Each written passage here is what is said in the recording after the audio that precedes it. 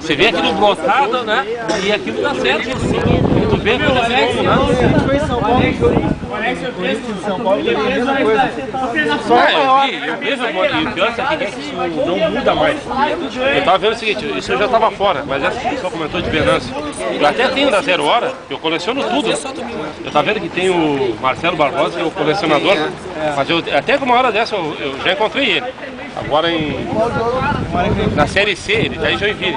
Eu encontrei ele, a gente não conseguiu conversar muito, mas encontrei ele e a gente conversou. Mas ele tem muito material do Brasil, mas eu tenho um monte de coisa lá tal que o pessoal nem sabe, tá comigo. Tá numa tipo de Venâncio.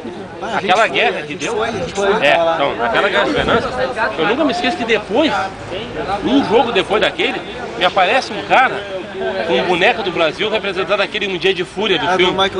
E os caras da 0 Hora filmaram aquilo, meteram uma foto. Eu tenho a foto comigo, eu guardei, não é demais.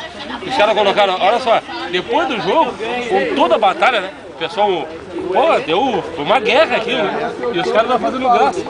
Vestiram o boneco com o negócio do Dia de Fúria, inclusive com aquela bengala, né? Os caras falaram, qualquer semelhança é mera coincidência, não tem nada a ver com a batalha de Venâncio.